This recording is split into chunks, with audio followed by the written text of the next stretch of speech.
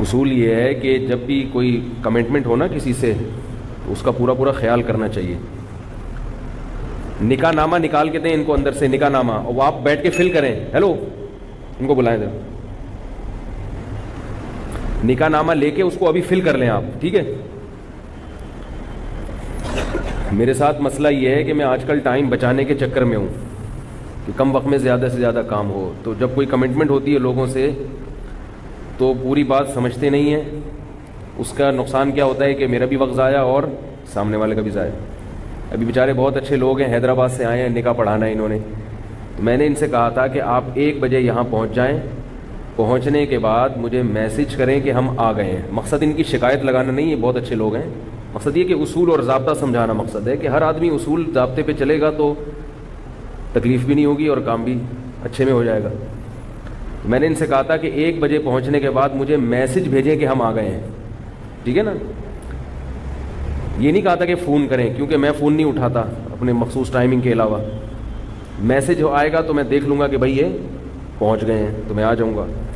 تو میں اپنے سارے کام کا چھوڑ کر 1 بجے گھر پہنچا ہوں آج کہ بھائی کسی کو ٹائم دیا ہوا ہے.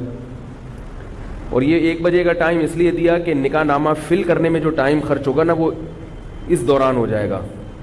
صحیح ہے, نکاح پڑھانے میں تو 1 سیکنڈ بھی نہیں لگتا نا, اصل مسئلہ ہوتا ہے نکاح نامہ فل کرنا.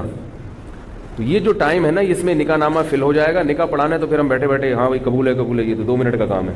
خطبہ تو جو جمعے کا خطبہ ہے وہی گریوی میں نکاح کا بھی ہو جائے گا. کیا خیال ہے؟ تو گریوی کے چکر میں تھے ہم, گریوی مارنے کے. اب اس میں کیا ہوا کہ یہ لوگ 1 بجے سے آ کے بیٹھے ہوئے ہیں, مجھے میسج ہی نہیں بھیجا. ادھر میں سارے کام کاج چھوڑ کے بیٹھا ہوا ہوں. مجھے بھی دماغ اب کھلنے لگا کہ یار میں وہ آئے کیوں نہیں, کیونکہ یہ ٹائم تو ان کو دے دیا نا.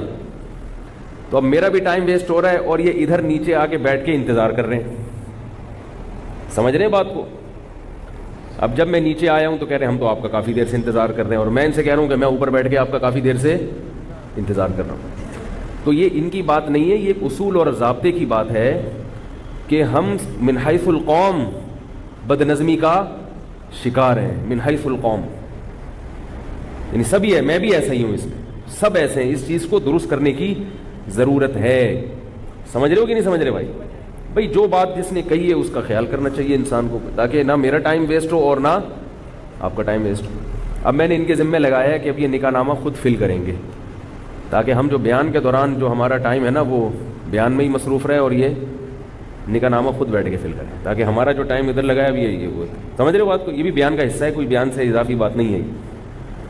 ہمارے حضرت مفتی رشید احمد صاحب رحمہ اللہ تعالیٰ کے پاس ایک شخص پنجاب سے آیا, اتنا لمبا سفر کر کے حضرت کے پاس پہنچ گئے. اور کیوں آئے ہو؟ فرمایا میں تعویذ لینے آیا ہوں.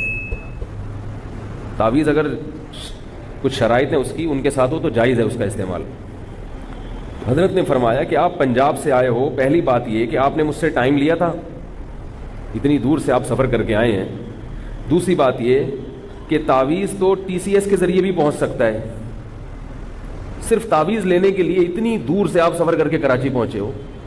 حضرت کو اتنا غصہ آیا, وہ تو بڑے تھے, انہوں نے فرمایا نہیں دوں گا, واپس جاؤ. آئی بات سمجھ میں؟ ٹھیک ہے.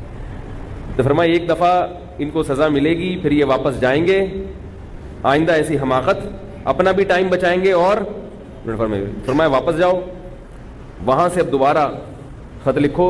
خطوط کا سسٹم تھا حضرت کے یہاں, تو اب آپ کو جو ہے نا وہ وہیں سے بھیج دیں گے. یا تو مقصد آنے کا زیارت کرنا ہو نا, کسی کو دیکھنا مقصد ہے, تو اس کے لیے پھر یہ کہ بھائی صرف دیکھنے آ رہا ہوں, زیارت کرنے آ رہا ہوں. تو اس کے لیے حضرت ان کو جو ٹائم دیا کرتے تھے وہ ایسا ٹائم ہوتا تھا جس میں حضرت علماء کی مجلس میں آ کے بیٹھتے تھے. جو جس نے زیارت کرنی تھی ان کو ٹائم دیتے تھے کہ یہ ٹائم ہے, اس میں دیکھ کے چلے جاؤ. سمجھ رہے ہیں؟ تو اس کا حضرت کو فائدہ یہ ہوتا تھا. تو فرماتا ہوں جو زیارت کے لیے آتے ہیں نا وہ سب سے سستے میں چھوٹ جاتے ہیں. بھائی آگے بیٹھ گئے, زیارت کر لی تو ٹھیک ہے نا, بس صحیح ہو گئی. تو جب ایک انسان اصول سے اور ضابطوں کے ساتھ چلنے کی کوشش کرتا ہے, 100% تو کوئی بھی نہیں چل سکتا, تو اس میں الجھنیں کم ہوتی ہیں. اسی وجہ سے میں نے دعوتوں میں جانا بالکل چھوڑ دیا ہے, قسم اٹھانا رہ گئی ہے بس. کیونکہ بہت دفعہ کا تجربہ ہے کہ جو ٹائم دیا جاتا ہے اس کی کبھی بھی پابندی نہیں ہوتی, ناممکن ہے. قسمیں اٹھوا لو قرآن پہ ہاتھ رکھ کے, بھائی 8:15 بجے کھانا شروع ہو جائے گا, لیکن وہ 8:15 کا مطلب کیا ہوتا ہے؟ اگر ایسا ہوتا نا کہ 8:15 کا مطلب 8:45 ہوتا, تو ہمیں کوئی ٹائم دیتا 8:15, تو ہم کہتے چلو 8:45 تک تو ہو ہی جائے گا, تو ہم 8:45 پہ پہنچتے. ہوتا نہ 8:45 پہ ہے, نہ کوئی پتہ ہی نہیں ہوتا کب ہوگا اور کیا ہوگا. سمجھ رہے ہیں بات کو؟ تو اس لیے جو ٹائم مینجمنٹ والے لوگ ہیں نا, ٹائم مینجمنٹ والے, وہ ایک بات بڑی زبردست کرتے ہیں کہ جس آدمی نے اپنا وقت بچانا ہو وہ کبھی دوسرے پہ ڈیپینڈ ہو کے زندگی نہ گزارے. بہت مشکل ہے سمجھانا بات. یہ بیان شروع ہو گیا ہے, بیان جو ہے وہ شروع ہو گیا ہے. آپ سمجھا بیان شروع کریں گے, ہو گیا بیان. تو کبھی بھی دوسرے پر آپ کی ٹائمنگ کا جو ہے نا